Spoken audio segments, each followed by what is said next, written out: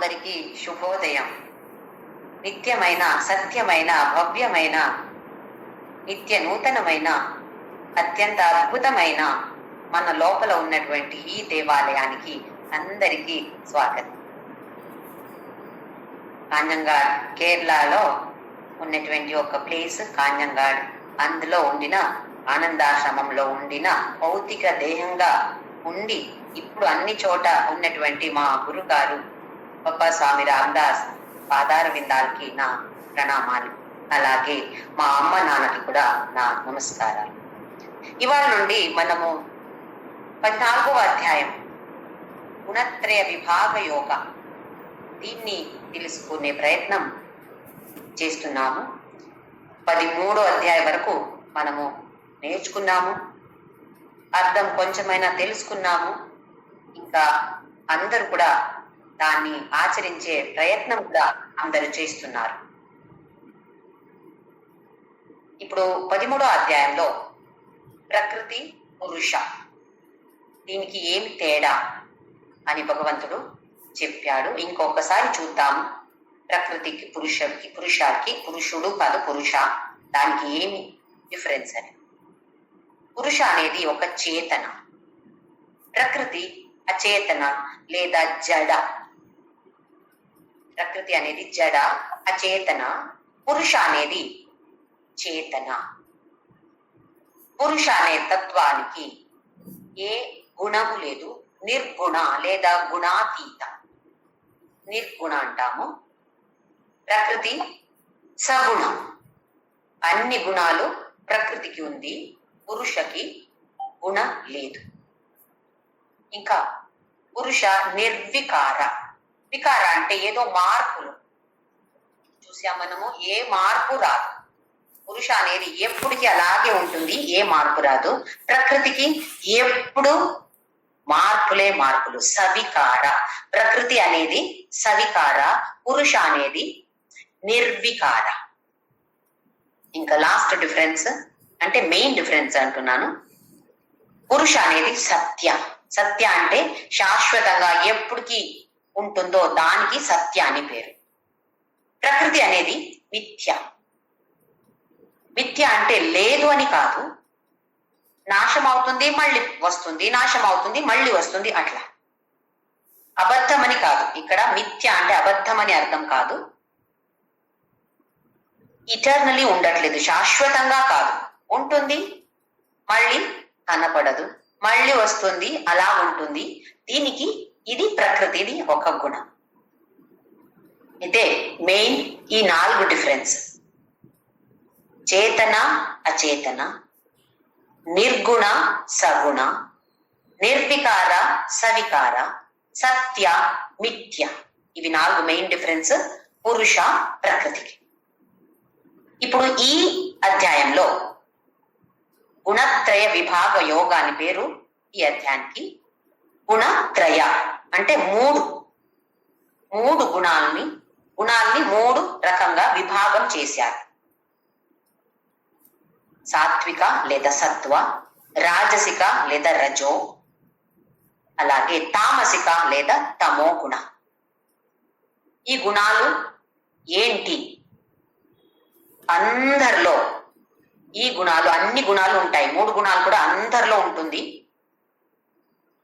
వ్యక్తులు మాత్రమే కాదు, ప్రాణిలో ఉంటుంది, అలాగే చెట్టులో కూడా ఉంటుంది, అలాగే అన్ని జడ వస్తువుని మనం అనుకుంటున్నాం కదా, ఒక టీవీ. ఆ టీవీలో కూడా సత్వ రజ తమ 3 గుణాలు కూడా వేరే వేరే ప్రపోర్షన్ లో ఉంటాయి. ఏది ప్రధానంగా ఉందో, ఇప్పుడు సత్వగుణ ప్రధానంగా ఉంటే సాత్విక అంట. ఆ వ్యక్తి చాలా సాత్విక వ్యక్తి, అంటే సత్వగుణ ఎక్కువ ఉంటే.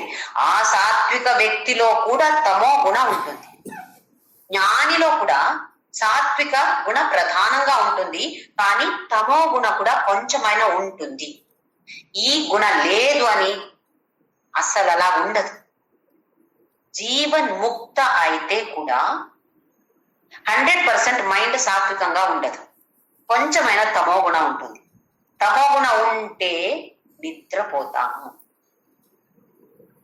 తమో గుణ ఎక్కువ అయితే ఎప్పుడు నిద్రపోతాం. అంటే దేంట్లో కూడా మనకి ఇంట్రెస్ట్ ఉండదు తమో గుణ ఎక్కువ అయితే. అయితే ఏ గుణ ప్రధానంగా ఉందో దాన్ని బట్టి సాత్విక, రాజసిక, తామసిక అంటాము. ఇప్పుడు తామసిక అంటే తామసిక గుణం మాత్రమే, తమో గుణం మాత్రమే అని కాదు.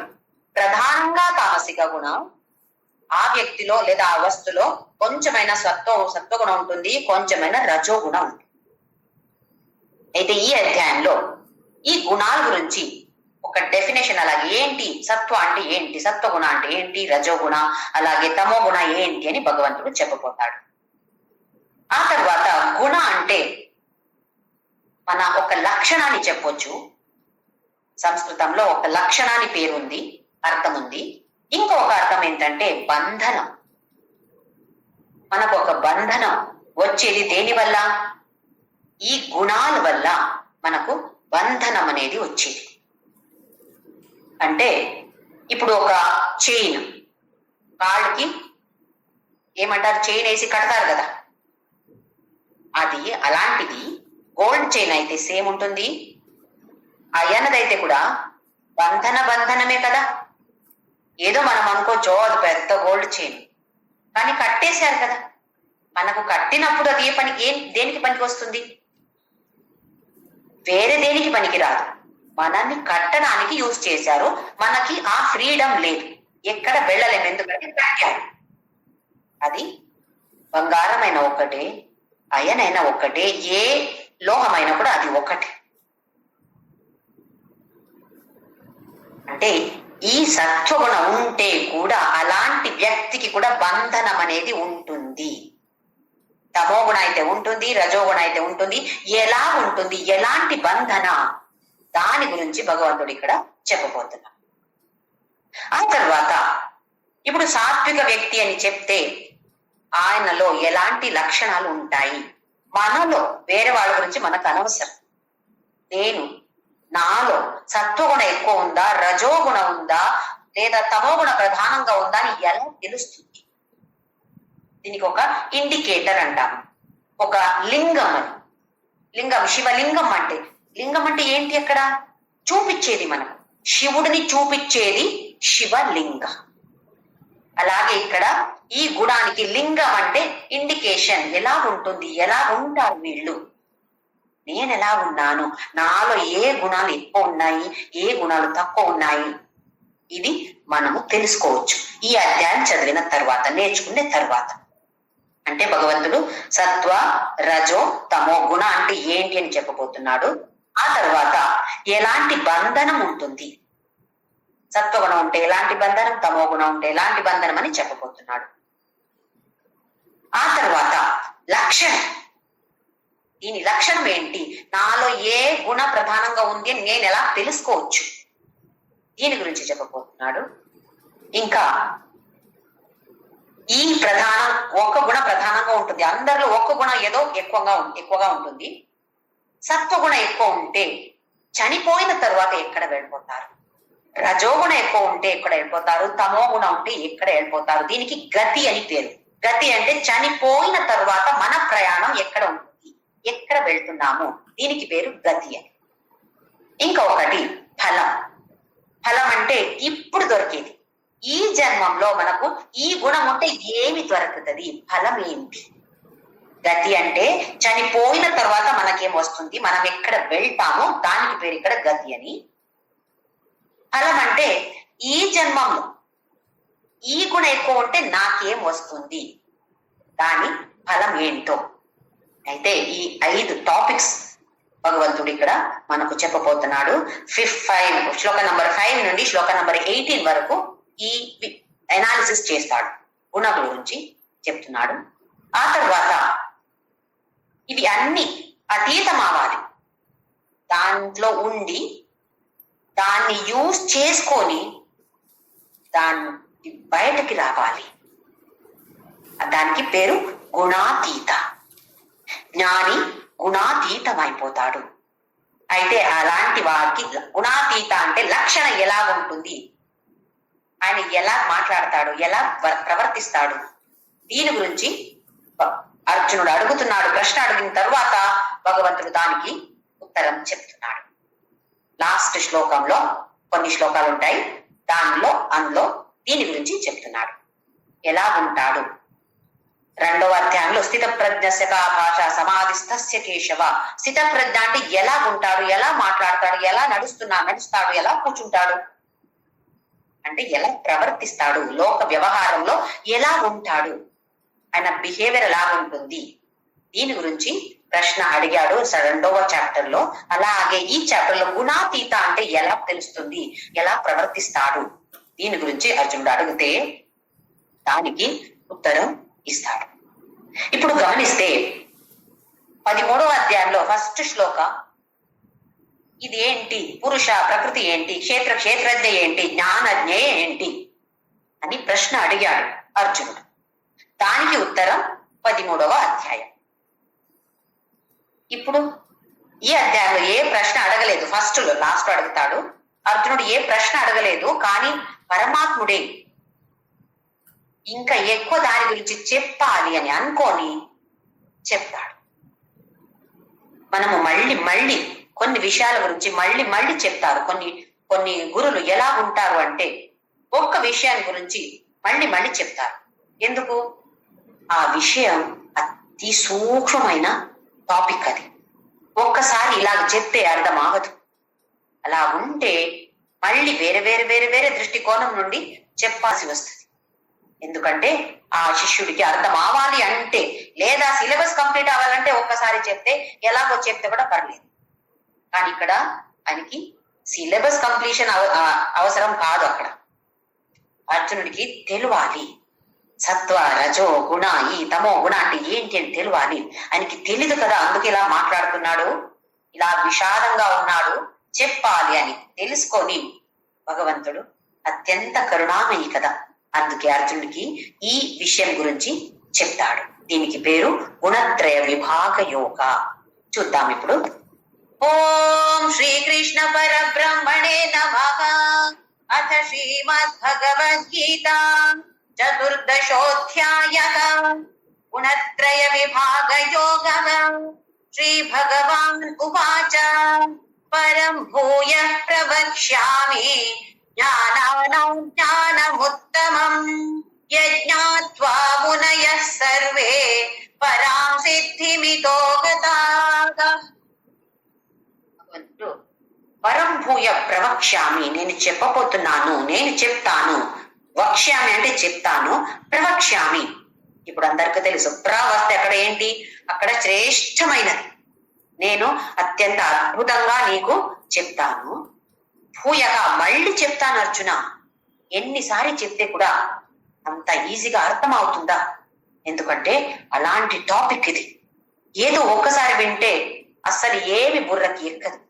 ఒక 100 సారి దాని గురించి వేరే రకంగా వింటే ఆహా ఏదో కొంచెం అర్థమైంది. ఇప్పుడు మళ్ళీ వేరే విధంగా చెప్తే ఇప్పుడైతే నాకు తెలిసింది, ఏంటో ఇది తెలిసింది. మనకు భగవద్గీత చదివినప్పుడు అలాగే అవుతుంది.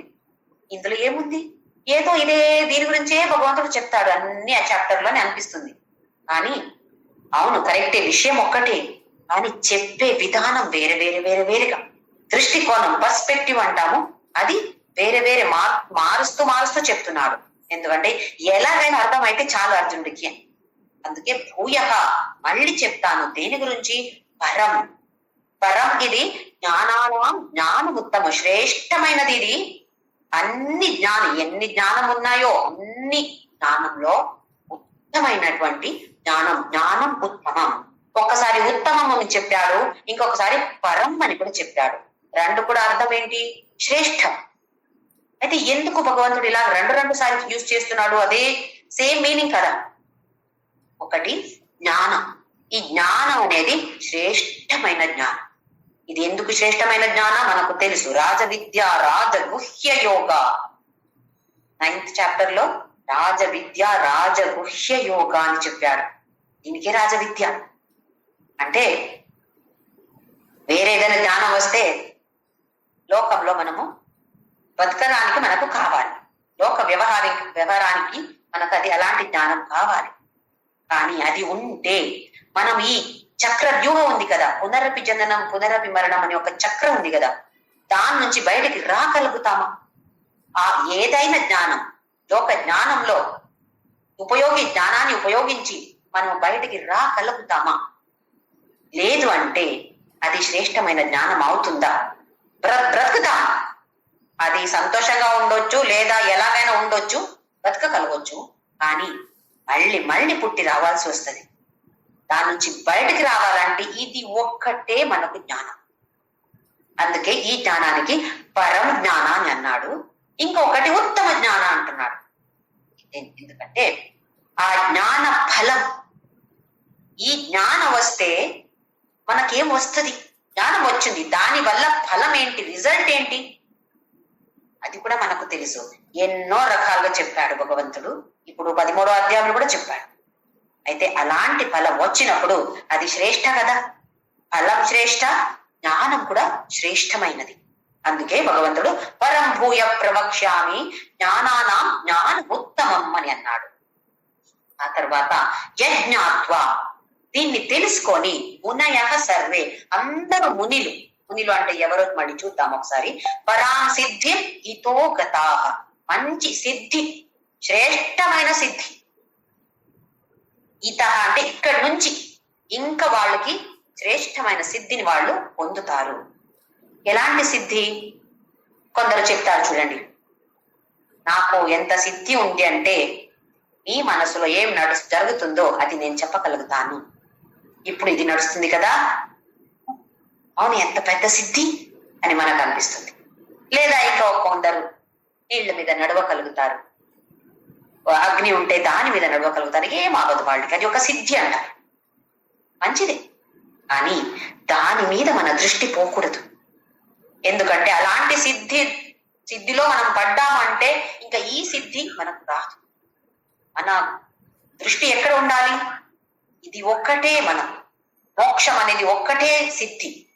వేరేదైనా సిద్ధి వస్తే రాని, దానికి ఇంపార్టెన్స్ లేదు. అందుకే భగవంతుడు అంటున్నాడు, ఇక్కడి నుండి ఈ జ్ఞానం వచ్చిన తరువాత ఇతః గతాః, ఇక్కడి నుండి తరువాత ఆయనకి సిద్ధి పొందుతాడు, సిద్ధి వస్తుంది. ఎలాంటి సిద్ధి? మళ్ళీ వేరే వేరే చిన్న సిద్ధి రావచ్చు, రాకపోవచ్చు, కానీ శ్రేష్టమైన సిద్ధిని అతను పొందుతాడు. ఇప్పుడు ఒకసారి ముని అంటే ఎవరో ఒకసారి చూద్దాం. ఇంగ్లీష్ లో 4 Ds అంటాము. సాధన చతుష్టయ సంపత్తి అంటాము. సాధన చతుష్టయ అంటే 4, సంపత్తి. ఇలాంటి 4 సంపత్తు మనకు కావాలంట. ఇంగ్లీష్ లో 4 Ds అంటాం. దానికి discrimination, dispassion, discipline, Dzire. 4D అన్ని 4 వర్డ్స్ కూడా, 4 వర్డ్స్ కూడా D నుంచి స్టార్ట్ అవుతుంది. అందుకే ఇంగ్లీష్ లో 4 Ds అని అంటాం. ఏంటో చూద్దాం ఒకసారి. డిస్క్రిమినేషన్ అంటే వివేక. వివేక అంటే ఇప్పుడు సపరేట్ చేసే ఒక శక్తి, కెపాసిటీ. దేన్ని సపరేట్ చేసేది? ఏది శాశ్వత, ఏది అశాశ్వత, ఏది మంచిది, ఏది చెడ్డది, ఏది మంచిది కాదు మనకు, ఇలాంటి మనకు సపరేట్ చేసే అటువంటి ఒక కెపాసిటీ, దానికి పేరు వివేక. అలాగే వైరాగ్యం. వైరాగ్యం అంటే తెలుసుకొని, వివేకతో వచ్చిన వైరాగ్యం. ఫస్ట్ వివేక ఉండాలి, ఆ తర్వాత వైరాగ్యం. ఇప్పుడు స్వీట్, ఎక్కువ స్వీట్ తింటే నాకు చాలా ఇష్టం స్వీట్ తినడం అంటే, కానీ ఈ వివేక అనేది ఉంది కదా, అది చెప్తుంది జ్యోతి ఎక్కువ తింటే నీకు ఇలాగ అవుతుంది, ఆ తర్వాత హాస్పిటల్ అడ్మిట్ అవుతావు, నువ్వు అవ్వాల్సి వస్తుంది నీకు అని చెప్తుంది.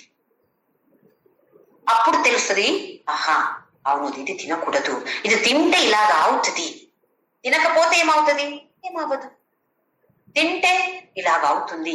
మనకి ఎప్పుడు దాని గురించి జ్ఞానం వస్తుందో అప్పుడు వైరాగ్యం వస్తుంది. అంటే ఈ ప్రపంచాన్ని యూజ్ చేయకూడదు అని కాదు, మనకు అన్ని రకరకాల లగ్జూరియస్ ఐటమ్స్ ఉన్నాయి, అది ఉండకూడదు అని కాదు, కానీ దానికి అటాచ్మెంట్ ఉండకూడదు. ఇప్పుడు ఒక ఏసీ, నాకు ఏసీ ఉంటేనే నిద్ర వస్తుంది, కొందరు అలా ఉంటారు, ఏసీ ఉంటేనే నిద్ర, లేకపోతే నిద్ర రాదు నాకు, అలా ఉంటే దానికి అటాచ్మెంట్ అయింది అది.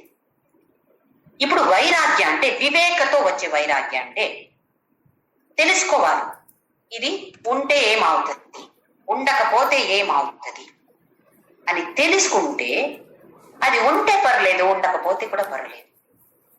నాకు నేను అంటే ఈ దేహ కాదు కదా, ఆ పురుషాన్ని దీనికి లేదా అక్కడ ఆత్మానికి ఏమవుతుంది? ఏసి ఉంటే ఏమవుతుంది, ఏసి ఉండకపోతే ఏమవుతుంది? అలా జ్ఞానం వచ్చినప్పుడు వైరాగ్యం వస్తుంది. మనం నాకు అది వద్దే వద్దు, ఏసి ఉంటే నేను నిద్రపోను అని ఉంటే అది వైరాగ్యం కాదు. ఉంటే పర్లేదు, లేకపోతే కూడా పర్లేదు, ఇది ఉండాలి, తప్పకుండా ఉండాలి, ఇది తప్పకుండా ఉండకూడదు అని ఉంటే అది వైరాగ్యం కాదు. వివేకతో వచ్చిన వైరాగ్యం. ఆ తర్వాత కొన్ని నియమాలు, మనము క్రమశిక్షణ అంటాం, దాన్ని పాటించాలి. అది ఏంటి? అందులో ఆ క్రమశిక్షణలో నియమాల్లో 6 రకంగా ఉన్నాయి. క్షమ, దమ. క్షమ అంటే మనస్సుని కంట్రోల్లో పెట్టుకోవడం. అలాగే దమ అంటే ఇంద్రియాలు, అన్ని జ్ఞానేంద్రియాలని కర్మేంద్రియాలని మనము మన కంట్రోల్లో పెట్టుకోవడం, దానికి దమ అని పేరు. మూడవది ఉపరతి. ఉపరతి అంటే లోకంలో ఉండి అన్ని ఉపయోగించి ఎప్పుడు కావాలో అప్పుడు లోపలికి విత్డ్రా చేసుకోవడం. ఇప్పుడు మెడిటేషన్ చేస్తున్నాను, అవి క్లోజ్, డోర్ అంతా క్లోజ్. ఎక్కడ? రూమ్ డోర్ కాదు నేను చెప్పేది, ఇంద్రియాలకు ఉన్నటువంటి డోర్ అన్ని క్లోజ్ చేసి ఇప్పుడు మెడిటేషన్ మాత్రమే. మెడిటేషన్ చేసిన తర్వాత మళ్ళీ ప్రపంచంలో మళ్ళీ లోక వ్యవహారం ఎలా చేస్తున్నామో సర్వథా వర్తమానోపి, వర్తమానంలో ఉండి నేను ఎలా ముందు ఉన్నానో అలాగే ఇప్పుడు కూడా ఉండాలి. ఎక్స్టర్నల్ మనము బాహ్య ప్రపంచంలో ఏ మార్పు ఎక్స్పెక్ట్ చేయకూడదు.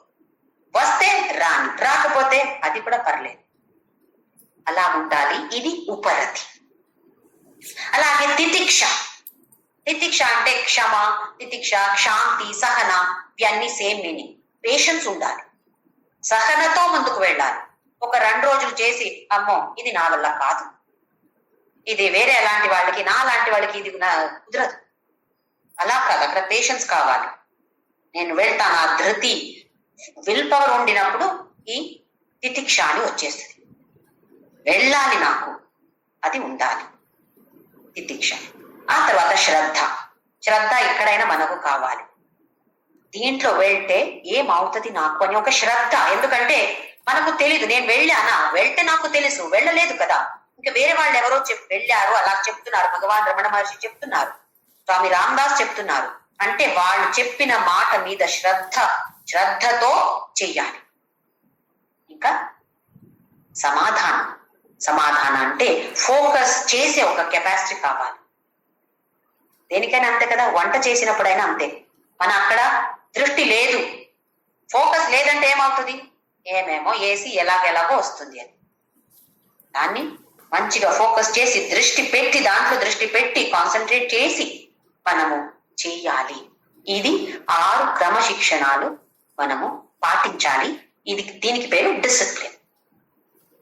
ఫస్ట్ది వివేక, రెండోది వైరాగ్య, మూడోది ఈ క్రమశిక్షణ, నాలుగోది డిజైర్. డిజైర్ అంటే కోరిక.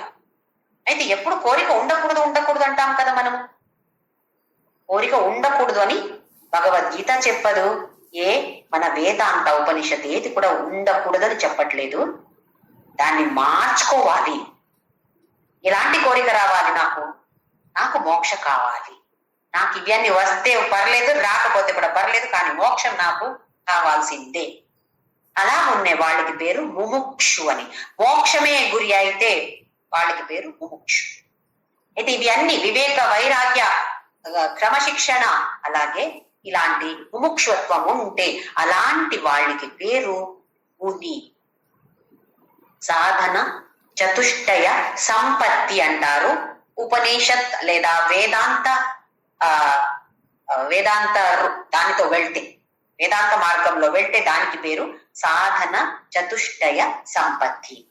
ఇది ఎవరికి ఉందో వాళ్ళకి పేరు ముని. అయితే అలాంటి వాళ్ళు ఈ జ్ఞానం పొంది ఇక్కడి నుండి పరమ సిద్ధి పొందుతారు.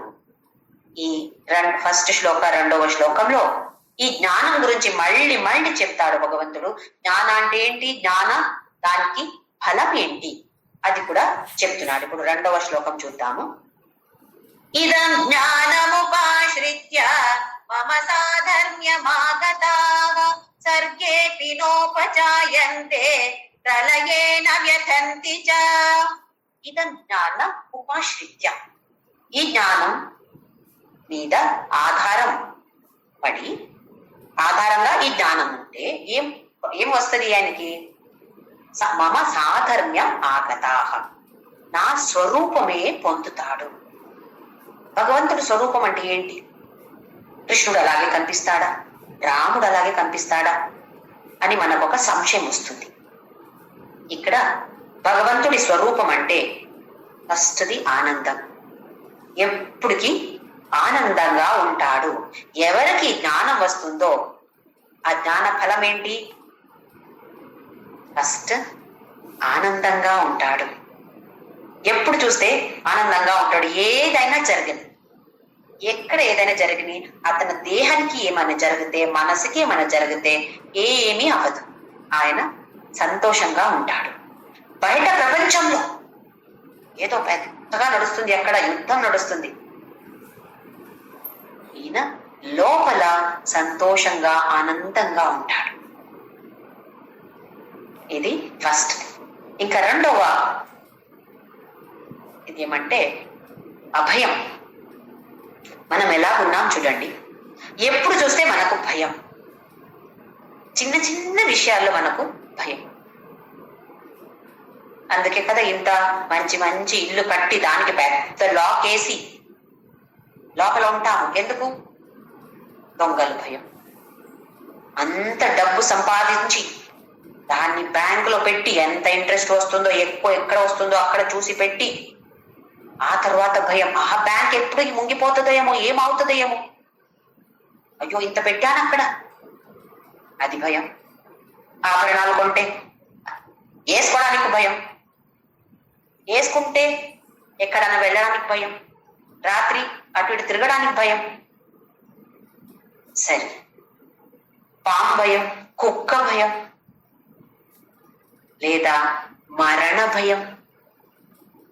చనిపోవాలి, నేను చనిపోవాలి చనిపోవాలి చాలా మంది అంటారు, కానీ చనిపోతాను అని అనుకుంటే భయం. లేదా ఇప్పుడు ఇప్పుడు ఇంకా 50 years నాకు, ఇంకా ఏం అంత బానే ఉంది, ఆరోగ్యం బానే ఉంది, కానీ 60 దాటిన తర్వాత ఎలా ఉంటానో ఏమో, వాళ్ళకి ఏమన్నా అయితే, వేరే వాళ్ళకి ఎవరికో ఏదో అయింది అనుకుంటే, ఏదో ఎవరికో క్యాన్సర్ వచ్చింది అనుకోండి, నాకు కాళ్ళ నొప్పి నాకు కూడా ఉంది, ఆయనకు కూడా కాళ్ళ నొప్పి వచ్చి క్యాన్సర్ వచ్చిందంట, నాకు కూడా కొంచెం కాళ్ళ నొప్పి వస్తే క్యాన్సరో ఏమో, ఎంత భయం అనుకో. జీవాత్మ అంటే ఇలాంటి భయాలు ఉంటాయి. పరమాత్మ అంటే అభయం, భయమే లేదు.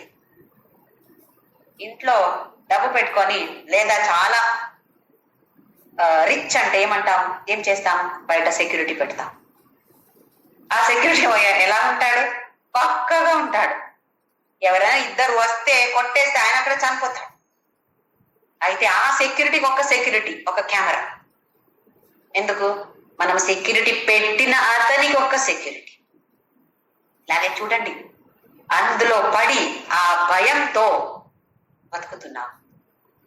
మమ సాధర్మ్యం అంటే ఇక్కడ ఆ భయం, ఆ జ్ఞానం వచ్చింది అంటే, నేను అనేది ఈ దేహం కాదు, నేను అంటే మొత్తం సర్వగత అన్ని చోట ఉన్నటువంటి ఆ ఆత్మ నేను, ఆ పరమాత్మ నేనే అని వచ్చి జ్ఞానం వచ్చిందంటే ఎక్కడ భయం? అయితే ఆ భయం రెండోది అభయం. ఇంకా మూడవది స్వామిత్వం.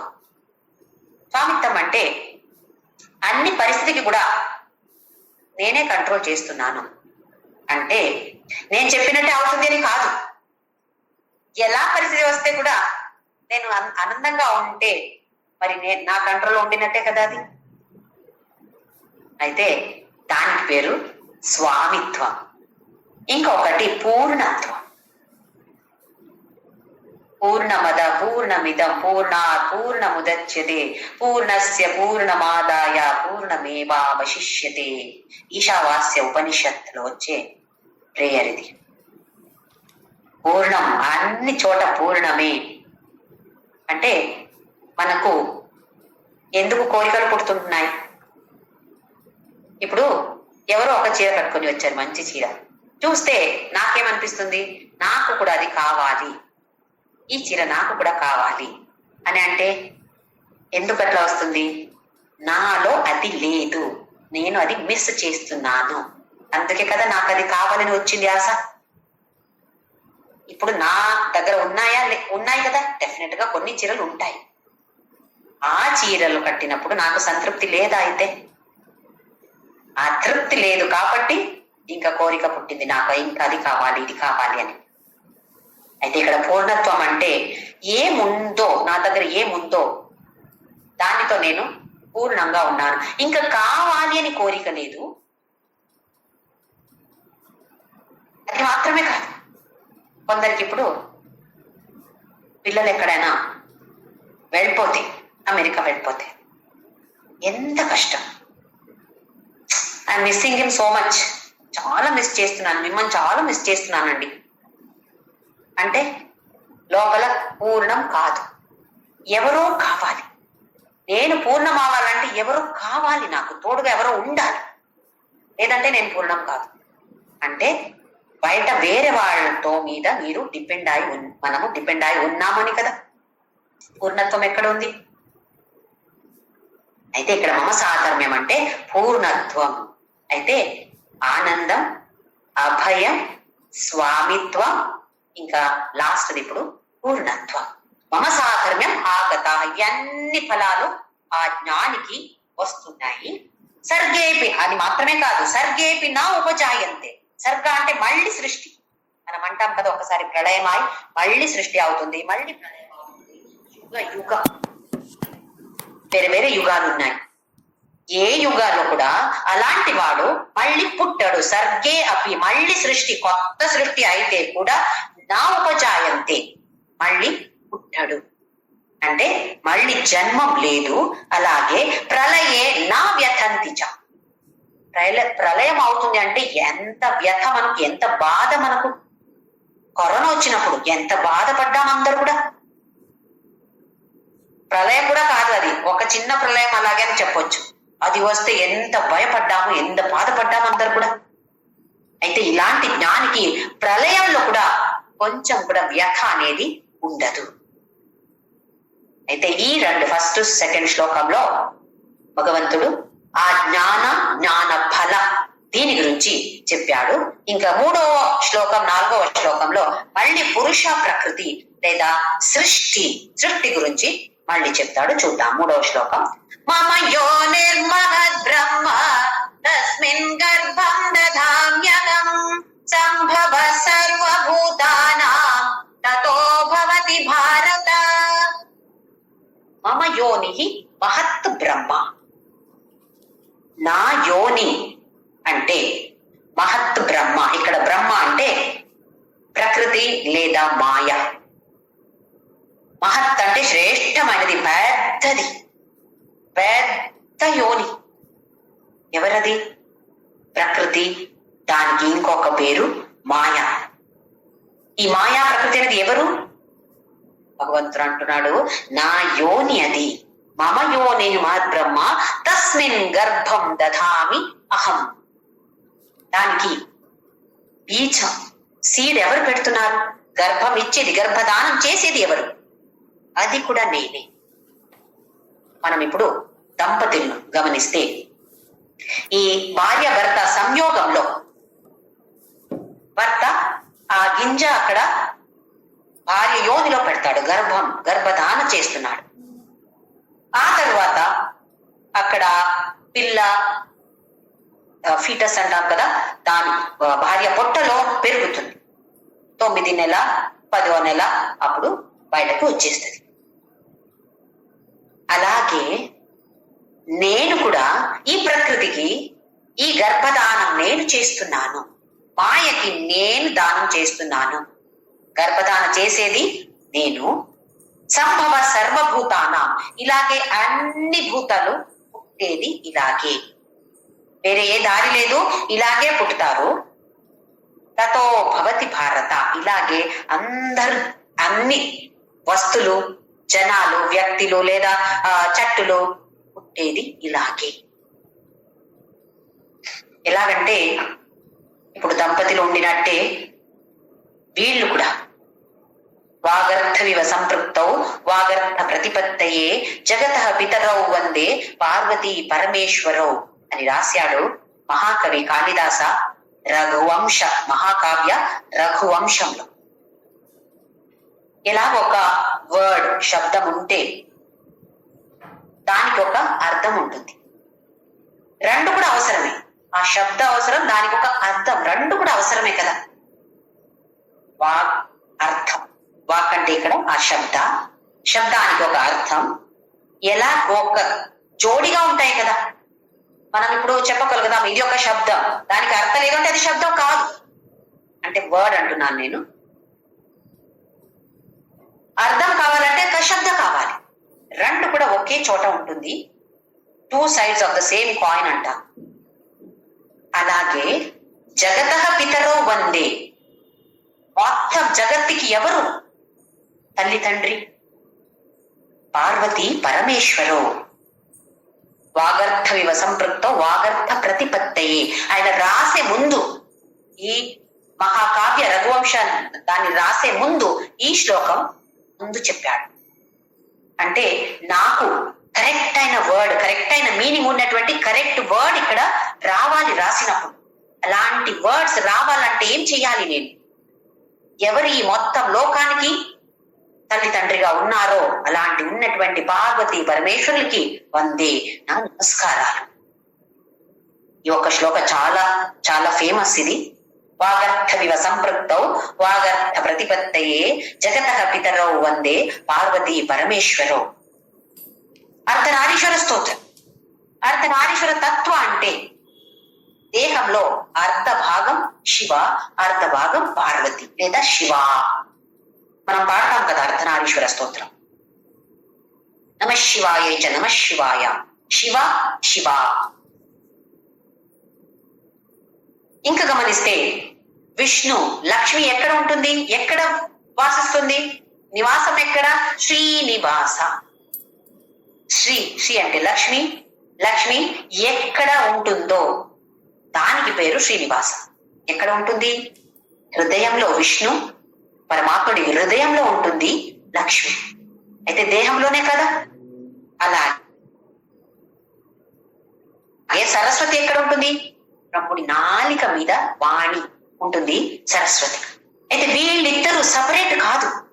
అలాగే తల్లి తండ్రి కూడా సపరేట్ కాదు. ఒకే ఒక తత్వం అక్కడ. పేరెంట్స్ అని ఒక తత్వం అక్కడ.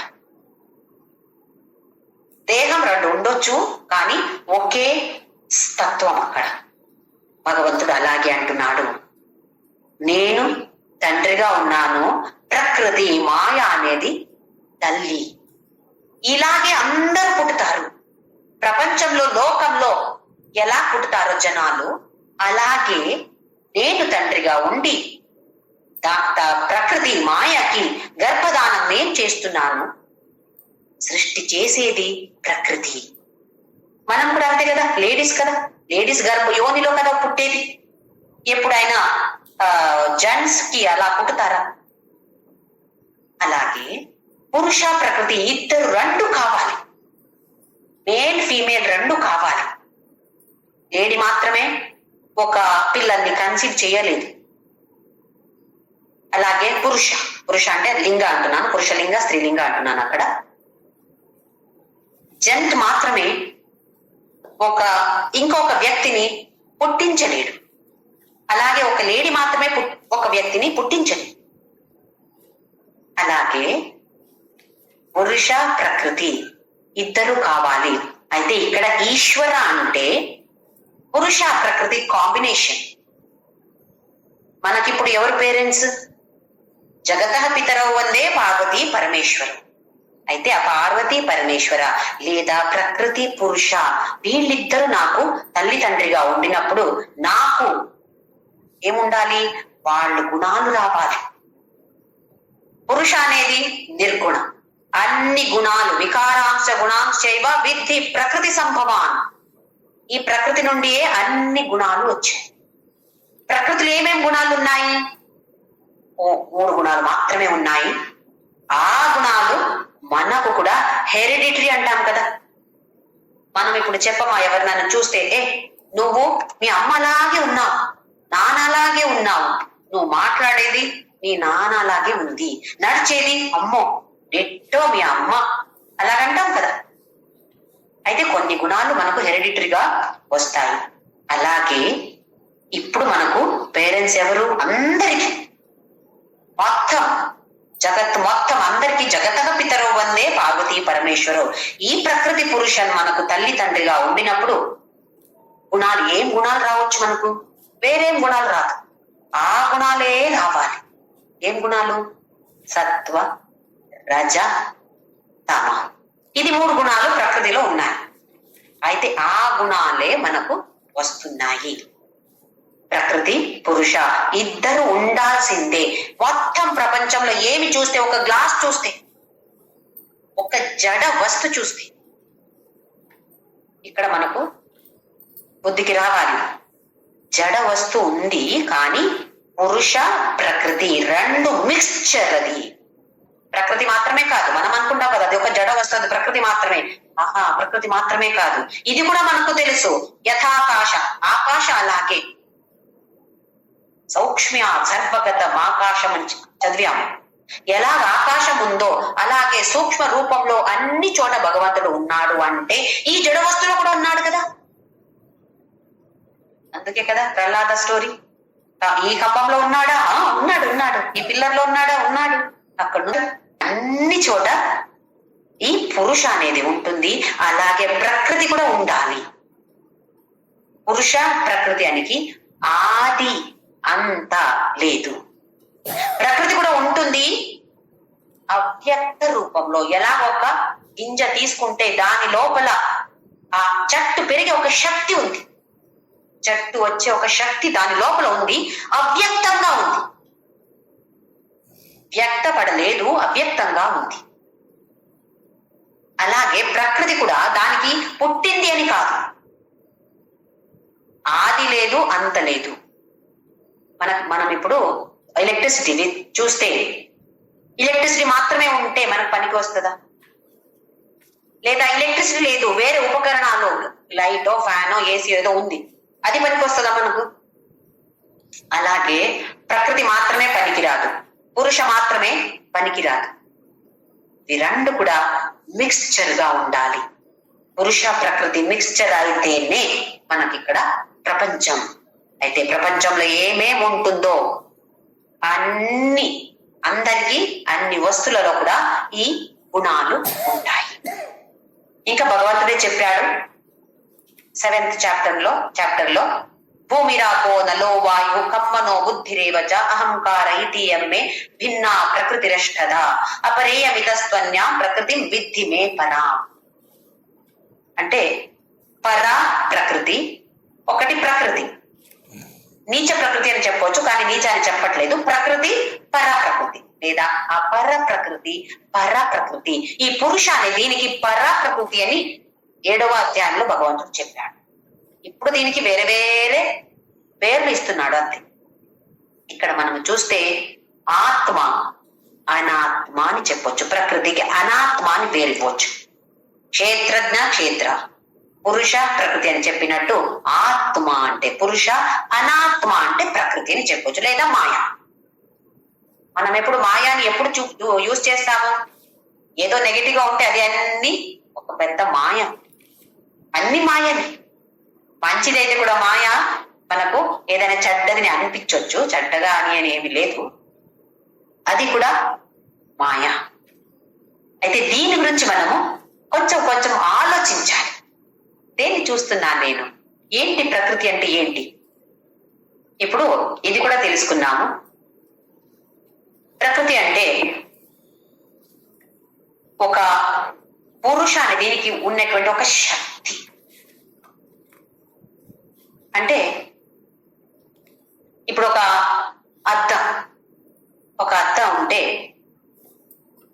మిర్రర్, దాంట్లో మనం చూడాలంటే ఆ మిర్రర్ కావాలి, దానితో లైట్ ప్రకాశం ఉండాలి. ప్రకాశం లేదంటే ఆ మిర్రర్ ఉండి కూడా మనకి లాభం లేదు. అలాగే ప్రకృతి ఉండాలి, పురుష కూడా మనకు కావాలి. రెండు ఉండాల్సిందే. ఒక్కటే ఉంటే మనకు పనికి రాదు. కానీ ఈ ప్రకృతి అనేది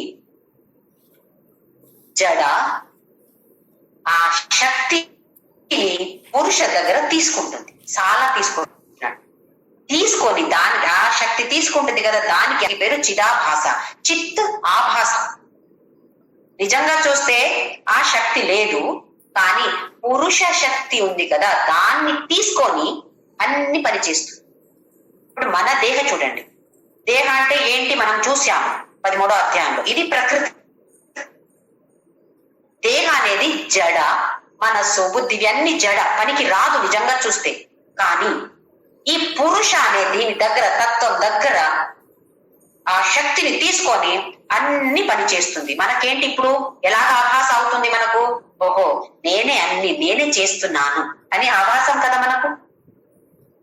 నిజంగా చూస్తే అది అక్కడ పురుష ఉంది కాబట్టి ఈ శక్తి ఈ ప్రకృతికి ఉంది.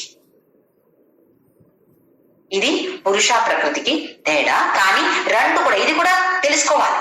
ఎందుకంటే ఇప్పుడు నేను అంటే మనం చెప్పొచ్చు, నేను అంటే ఆత్మ, నేను అంటే ఈ దేహ కాదు. ఈ దేహ లేదు అంటే ఎట్లా వ్యవహారం చేయాలి? ఇప్పుడు అన్ని చోట ఉంది అంటే ఇక్కడ కూడా ఉంది ఆత్మ, నాకు కనపడట్లేదు. అయితే నేను ఎలా వ్యవహారం చేస్తాను? ప్రపంచంలో ఏదో వ్యవహారం చెయ్యాలి కదా. అయితే వ్యవహారానికి దొరకదు అలాంటి ఆత్మ. కానీ దేహంలో ఉండిన ఆత్మ వ్యవహారానికి దొరుకుతుంది, ఇంటరాక్షన్ కి దొరుకుతుంది అక్కడ. అయితే దేహ అంటే ఏంటి, ఆత్మ అంటే ఏంటి అని మనకు తెలియకపోతే ఎలా హ్యాండిల్ చేస్తున్నాను? ఇప్పుడు నేను ఒక సాల్ట్ బిజినెస్, ఉప్పు బిజినెస్ మొదలు పెట్టాను అనుకోండి. అయితే చేసినప్పుడు ఆ ఉప్పు గురించి నాకు తెలియాలి కదా. నీళ్లు పడితే ఉప్పు నీరు అయిపోతుంది, నీళ్ళు అయిపోతుంది అని ఇలా ఇంత మినిమం జ్ఞానం ఉండాలి నాకు. అది లేకపోతే ఇప్పుడు నేను రాత్రి బయట పెట్టాను, ఓ పెద్ద గోని చీలలో పెట్టి ఉప్పు బయట పెట్టాను అనుకోండి, బాగా వర్షం పడింది, ఏమైంది? అంతా పోయింది, నాశనం అయిపోయింది. ఎందుకు అట్లా అయింది? దాన్ని ఎలా హ్యాండిల్ చేయాలో నాకు ఆ జ్ఞానం లేకపోతే ఇలాగ నాశనం అయిపోతుంది. అదే తత్వం ఇక్కడ కూడా. ఈ దేహం ఏంటో, దీని లోపల ఉన్నటువంటి ఆత్మ అని చెప్తున్నాను, అది ఏంటో అని తెలియకపోతే మన జీవనాన్ని మనము నాశనం చేస్తున్నాము. లేదు, నాకు ఇలా ముందుకు వెళ్ళాలంటే అది తెలుసుకోవాలి కదా. ఎలా ముందుకు వెళ్ళాలి? నేను ముందుకు వెళ్ళాలి, ఎలా ముందుకు వెళ్ళాలి, ఎలా తెలుసుకోవాలి? నేను నాలో ఏముంది ఎలా తెలుసుకోవాలి? అయితే భగవంతుడు ఈ సృష్టిలో తెలుసుకో, పురుష ఉంది, ప్రకృతి ఉంది. నువ్వు అంటే అందులో పురుష ఉంది, ప్రకృతి ఉంది. అయితే వీళ్ళ గురించి తెలుసుకుంటే నువ్వు ఏంటో, నువ్వు ఎవరో, నువ్వు ఏంటో, నిన్ను నువ్వు ఎలా హ్యాండిల్ చేసుకోవాలి, ఇది నువ్వు తెలుసుకుంటే నీకు ముందుకు వెళ్ళడానికి వీలవుతుంది. దానికోసం ఈ సృష్టి గురించి చెప్తున్నాడు. నెక్స్ట్ శ్లోకం కూడా అలాగే కంటిన్యూ అవుతుంది. సర్వయోనిషు కౌంతేయ మూర్తయ సంభవంతి యావ తాసాం బ్రహ్మ మహద్యోనిః అహం బీజ ప్రదపిత. సర్వయోనిషు కౌంతేయ. మనకు పుడితే మన పిల్లలు మాత్రమే పుడతారు. ఒక కుక్కవో ఒక పిల్లియో పుట్టదు కదా మనకు. మనిషిలో పెడతారు, ఎందుకంటే మనం మనిషిగా ఉండినప్పుడు మనకు పుట్టితే మనిషిలో పుడతారు. ఇంకా వేరే ఏ పక్షి, వేరే ఏది పుట్టవు కదా. చెట్టు పుడుతుందా? లేదు కదా.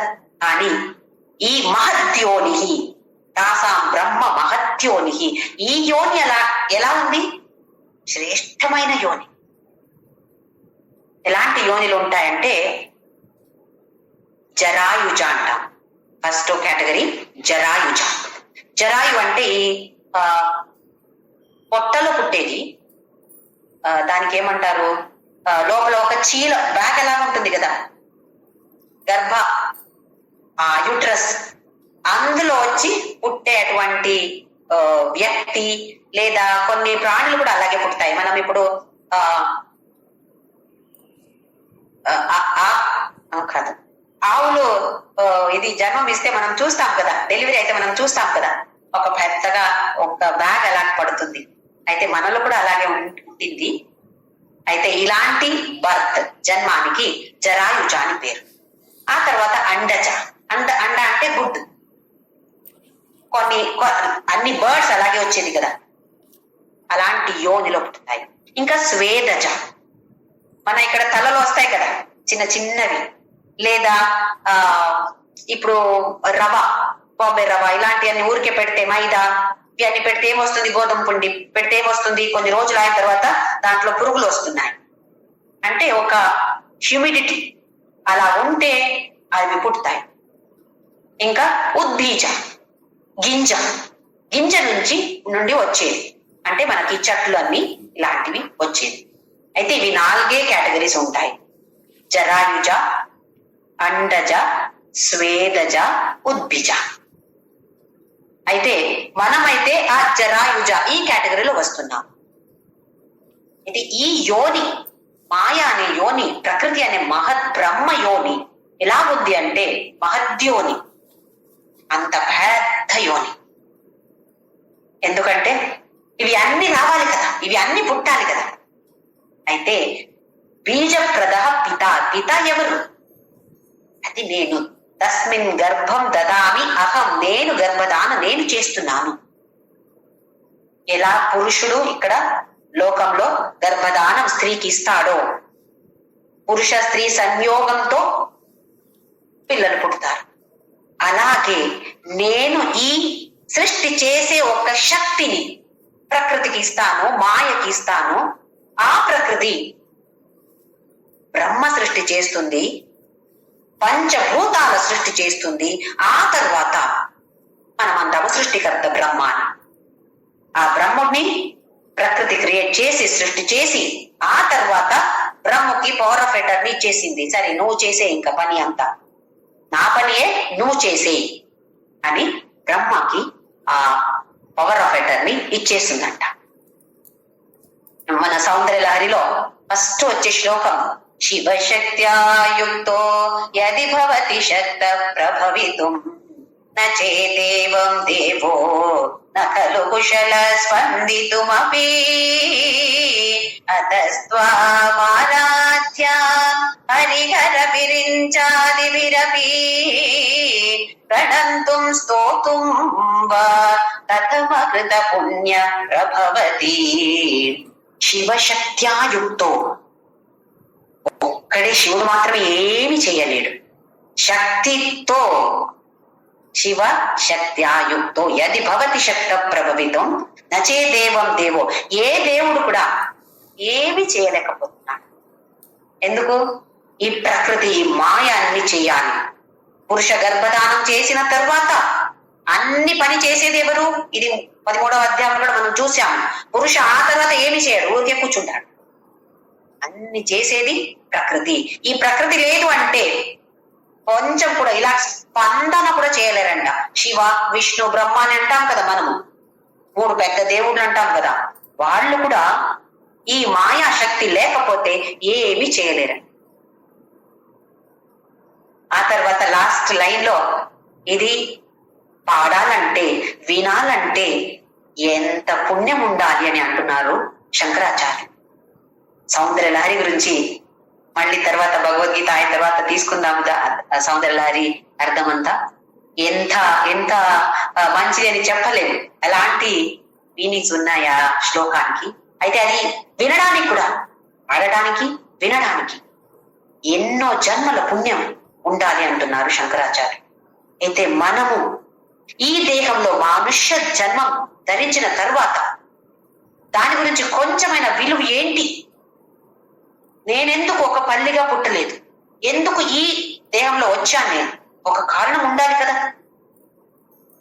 చాలా పుణ్యం చేసిన తరువాత ఇలాంటి మనుష్య జన్మ దొరికింది నాకు, ఇలాంటి గీత చదవాలి, గీత గురించి తెలుసుకోవాలి అని ఆసక్తి పుట్టింది అంటే ఎన్నో జన్మల పుణ్యం ఇది.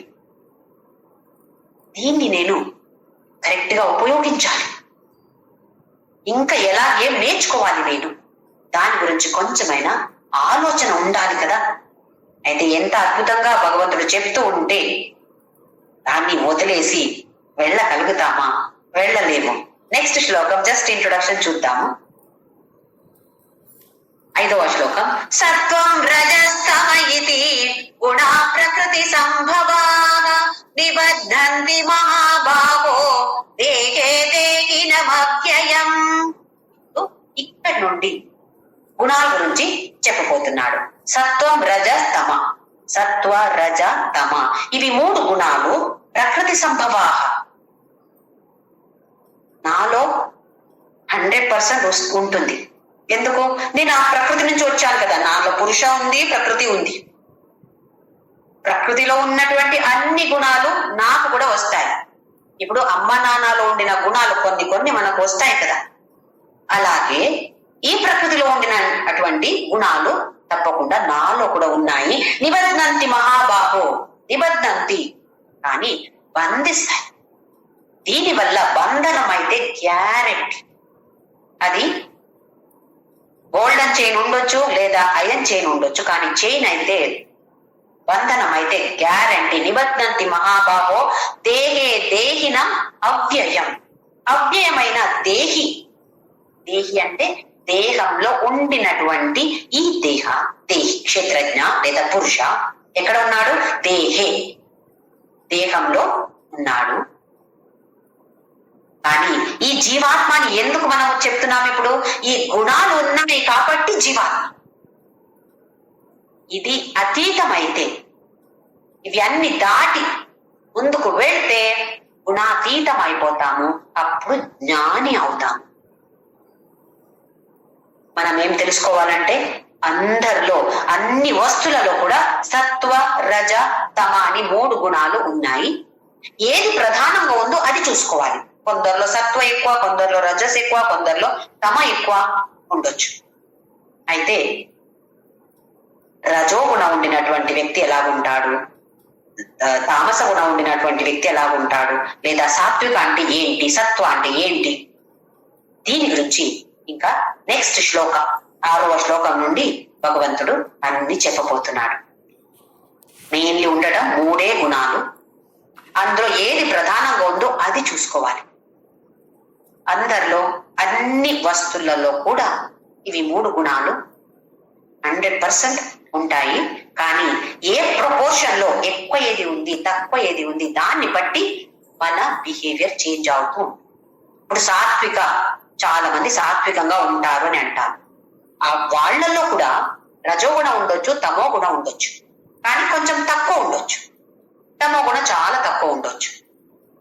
ఏ ప్రపోర్షన్ లో ఉందో దాన్ని బట్టి మనము సాత్విక, రాజసిక, తామసిక అని విభాగంగా చేస్తాం. వేరే వాళ్ళని మనము విభాగం చేసే అవసరం లేదు. కానీ మన లోపల, నా లోపల ఎలాంటి గుణాలు ఉన్నాయి, ఎలాంటి గుణాలు ఉండాలి, జ్ఞాని అవ్వాలంటే ఏమి చెయ్యాలి, దీని గురించి భగవంతుడు ఇంకా నెక్స్ట్ శ్లోకంలో చెప్పబోతున్నాడు. అవి అన్ని కావాలంటే, ముందుకు వెళ్ళాలంటే నామస్మరణ చాలా చాలా ఇంపార్టెంట్. అయితే చాలా ఇంపార్టెన్స్ మనము నామస్మరణకి ఇచ్చి, ఈ నామస్మరణ శక్తి మనల్ని ఈ అధ్యాత్మ పథంలో తీసుకువెళ్తుంది. అయితే దానికి ఇంపార్టెన్స్ ఇచ్చి, దానితో ఈ జ్ఞానం అది కూడా మనకు రావాలి. నామస్మరణ అంటే ఊరికే మెకానికల్ గా మనము రామనామ శ్రీరామ్ జయరాం చెప్పేది కాదు. దాంట్లో దృష్టి పెట్టి, ఆ తర్వాత నాకు జ్ఞానం రావాలి, నాకు ఇలా కావాలి, మోక్ష అవ్వాలి నాకు, అలాంటి కోరికతో మనం ముందుకు అధ్యాత్మ పథంలో అందరూ ముందుకు వెళ్దాం. ఓం శ్రీరామ్ జయ రామ్.